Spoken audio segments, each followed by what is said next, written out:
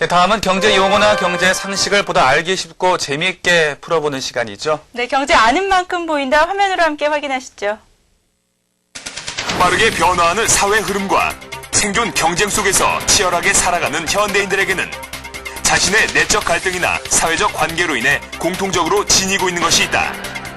바로 스트레스다. 경쟁 사회를 살아가는 직장인들은 누구나 스트레스 상황에 놓여져 있다. 소리 지르기, 음식 먹기, 잠자기 등 사람들은 이런 스트레스를 없애기 위해 자기 자신만의 스트레스 해소법을 찾아내기도 한다. 그런데 금융권에서도 이와 같은 스트레스를 받는다고 한다. 과연 무슨 말일까? 일반적으로 스트레스라고 하면 어떤 사회적 관계나 타인에 의해 혹은 부정적인 생각, 과중한 스케줄 등 자기 자신에 의해 느끼게 되는 긴장 상태를 말한다. 경제적 충격이 가해지면 금융권에서는 잠재적 손실을 겪게 될 것이고 이에 대한 스트레스는 만만치 않을 것이다. 그래서 이 잠재적 손실을 사전에 평가해 보기 위해 나온 것이 스트레스 테스트다. 스트레스 테스트는 1990년대 초 대형 상업은행들이 위기 상황 또는 스트레스 상황에서 은행이 입을 수 있는 손실 또는 자금 과부족 이런 것들을 측정해서 자본 확충 계획 또는 비상대책 이와 같은 것들을 수립하는 리스크관리 기법이라 할 수 있습니다. 은행감독기구인 바젤위원회에서는 아주 예외적으로 발생할 수 있는 사건이지만 그렇지만 발생 가능한 사건에 대해서 은행이 사건이 발생하는 경우에 발생할 수 있는 손실 위험 이런 것들을 측정해서 자본을 충분히 적립토록 하는 게 스트레스 테스트를 할 수 있습니다. 간단히 말해 최악의 상황을 가정하여 은행들이 그 상황에서 재정 건전성을 유지하고 살아남을 수 있을 것인가 하는 일련의 시나리오 테스트라고 할 수 있다. 그렇다면 이 스트레스 테스트는 그 결과를 어떻게 이끌어내는 것일까?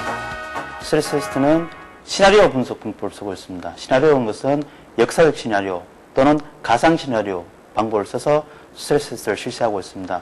좀 더 구체적으로 말씀드리면 역사적 시나리오는 것은 예를 들면 9.11 테러, IMF 외환위기 또는 2003년도 카드 사태 이와 같은 스트레스 상황에서 현재 금융위원회가 갖고 있는 포트폴리오에서 발생할 수 있는 손실을 측정하는 게 역사적 시나리오 방법입니다.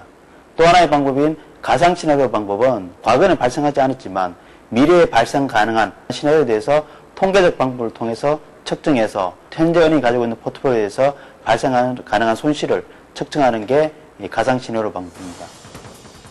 최근 은행의 스트레스 테스트가 다시 주목을 받은 것은 남유럽의 재정 위기가 발생하면서부터다. 특히 남유럽 국가들을 중심으로 일어난 재정 위기는 유럽 금융시장에 침체를 가져왔고 이로 인해 유로화 체계에 심각한 위협이 되고 있다.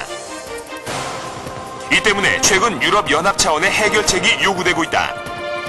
대표적인 사례로 최근에 실시된 유럽의 경우와 2009년 4월에 실시된 미국의 경우를 예를 들 수 있습니다. 유럽은행감독위원회 같은 경우에 시장률 상위 91개 은행에 대해서 스트레스 테스트를 실시하였습니다. 금년하고 내년도 GDP 성장률이 EU 예상치보다 3%포인트 하락하는 경우에 은행이 감내할 수 있는 수준에 대해서 스트레스 테스트를 실시하였습니다. 미국의 경우 2009년 4월 달에 1,000억 달러 이상의 19개 대형 은행에 대해서 스트레스 테스트를 실시하였습니다. 향후 2개년 동안 발생 가능한 어떤 경기 침체 가정하에서 은행의 필요 자본량을 측정하는 방법으로 스트레스 테스트를 실시하였습니다. 미 연준 의장인 벤 브랭키 의장 같은 경우에는 스트레스 테스트가 은행 시스템 또는 금융 시스템의 신뢰를 회복하는 데 굉장히 중요한 계기가 되었다고 이야기하고 있습니다. 스트레스 테스트 결과 자본을 확충해야 대한 은행도 나오겠지만 실제적으로 은행이 선제적으로 자본을 확충하고 그 다음에 정부의 자본 확충 자원이 충분하다면 시장의 불안 요인을 부실시킬 수 있는 좋은 계기가 된다고 생각합니다. 은행의 재정 건전성을 제고하고 앞으로의 흐름을 파악해 경제 위기 상황에서도 빠르게 대처하도록 도와주는 스트레스 테스트. 긍정적인 측면을 살리고 약점을 보완하면서 공개의 투명성과 올바른 대책으로 세계 경제에 그 효과를 발휘해 나갈 수 있길 기대해본다.